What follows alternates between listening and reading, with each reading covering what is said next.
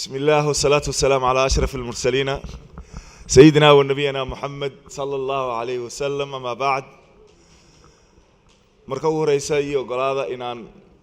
إذن وذا سلامو قودهان سيدا لو وذا فرديو قفولي بمقام كيس هدي أي أهال لهايين وزيرة دا قولها فلنتا حلوانا دا لبدا قولي أقلك سارئي قولها شعبك مسؤوليinta qiimaha leh ee iyagana ka socda laamaha dawladda gaar ahaan ciidamada qalabka sida iyo saraakiishooda duubabka oo runtii mar waliba noo ah annaga budigayaasha dawladda mar haddaan xildhibaano aan nahay dadkiina keenay waa iyaga marka mudulninkii dhisaa ka weyn si kastaba ha ahaatee brotokoolka anigoo aanan hoos u sii daadegaynin sida loo wada dhan yahay qaybaha bulshada intooda kalena علماء الدين كأيو دلنيرة إيو هوينكا بعض الصحافة أنيقو أنا كتجين قدوميها قولها شعبك هيرشابيل. السلام عليكم ورحمة الله وبركاته. فنانين تهيجن السيجارة أيانو سلامية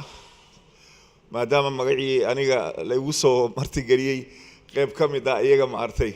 اللوتوري waqtiga oo yar aawadi waxaan la qabaa wax badan ragii hortayda hadlay oo u hambaliyeeyay marka uu horeysa walaalkeena qiimaha leh ee magac fiican u soo hooyay ummadda Soomaaliyeed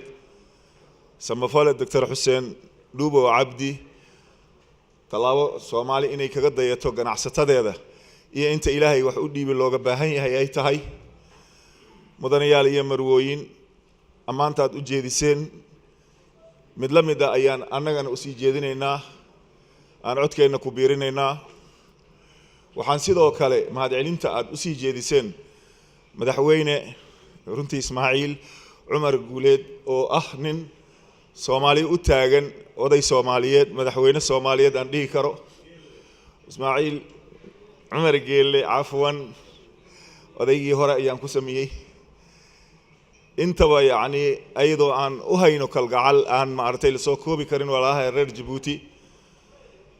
aan xusuusnaan doono taariikhda qotada dheer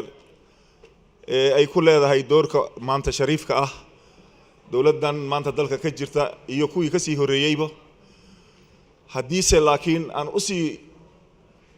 laabto dhinaca kale waxaad moodaa xafladan maanta inay aad iyo aad ay uga muuqdaan walaalaheena Hirshabeelle oo uu aad moodid haddii ay yihiin siyaasiyiin haddii ay yihiin xildhibaano haddii ay yihiin saraakiishoodii jananada haddii ay yihiin duubabkoodii gudoomiyahoodii baarlamaanka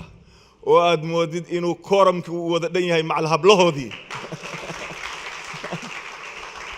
waxaan u malaynayaa maamul goboleedyada dambe inay iska dhexraadin doonaan ayagana samafale Xuseen Duubo kale laakiin waxa ii dheer maanta saaxiibkayga xildhibaankayga Daahir Amiin Jeesow iyo saaxiibkayga ambassador Cabdiwahaab oo asagana safiirada meesha ka jooga kamid ah ee Algeria noo fadhiyo iyo saaxiibkayga General Umar Dheere oo xildhibaanadii iyo maanta ragii asaga iyo Saalax ay maartay u soo dhigeen baashaan xabadka dhulka maartay ee aan iraahdo salka dhulka ay u dhigeen ay tahay dawladda waxaan aad ugu faraxsanahay intii kala qayb qaadatay laakiin kooxda heegan markii ay soo joojiyeen aniga waxaan sugaayay talow hablihii quruxda badnaa ee surowga dheeli jiray iyo wiilashii saddex maartay saddex leeyda boodi jirtay ma iyaga ku soo xigi doono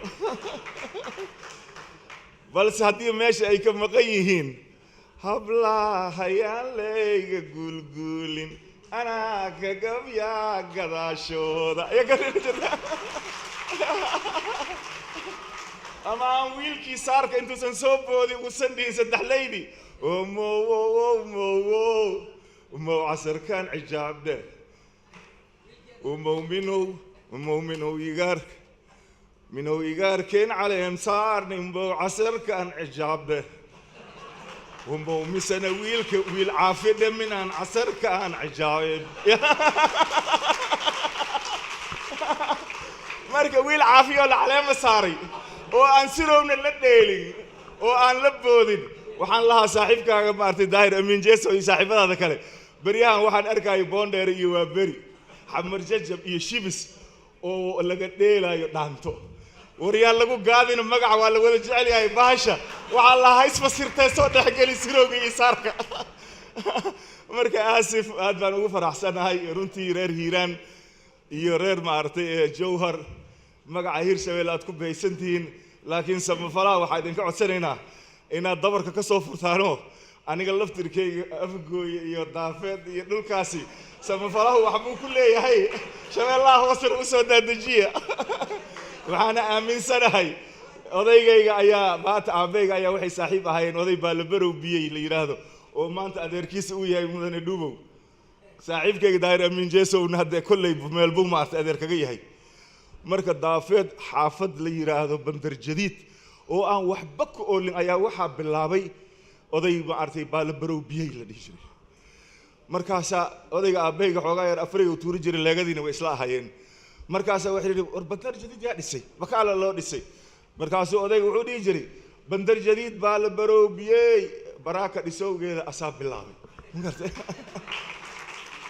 hadda waxa way bilad qaadow oo samafal lagu qaadanayo cid mar haday bilawdo waa lagu dayn doonaan malaynaya inta kale banduuqa dhiga billahi samafalka hal isku tago sida Xuseen Duwo oo kale maal qabeenada lacagtiina banduuqa aad galinaysan naga dhaafa waxaan idinka codsanaynaa inaad samafalka noo xoojisaan wasiirka arrimaha gudaha fadhiyo kii tacliinta fadhiyo waxaan noo fadhiyo halkaan ragii wadanka maartay qiimaha ku lahaa waxaan aad marka aan u rajaynayaa Allah yacizakum Allah yaciza waa idin sheegay waa kana cid lama helaayo maanta hatta ku sii kaftama hatta qadada sida loo tartiibiyay anigii waxaan isla wada fadhinay niman saaxiibadayda ah marka hilibka geela iyo ariga la keeno geelayda loo dhigay marka babayga iyo mooska iyo la keeno anigii wiilka reer afgooyana loo dhigay inta hatta marti soorka sida ay ugu fiican tahay u kala taqaan kale arka aad baan uga mahadcelinayaa sida qiimaha leh ee dadnimada leh ee quruxda badan waana ku mahadsantihiin waxaan rajaynayaa wasiiradeena waynu maqlayaan xukuumadda mar haddii golaha wasiirada xaggaasi prime ministerkii uu ku soo siiyay bilad intana waxaan rajaynaynaa asigoo madaxweyne farmaajo xataa aan ka maqnayn in biladiisii waa mutaystay lagu dhajiyo waana u codaynaa haddaan baarlamaanka nahay gudoomiyahana waxaan ka rajaynaynaa inuu ku dhawaaqo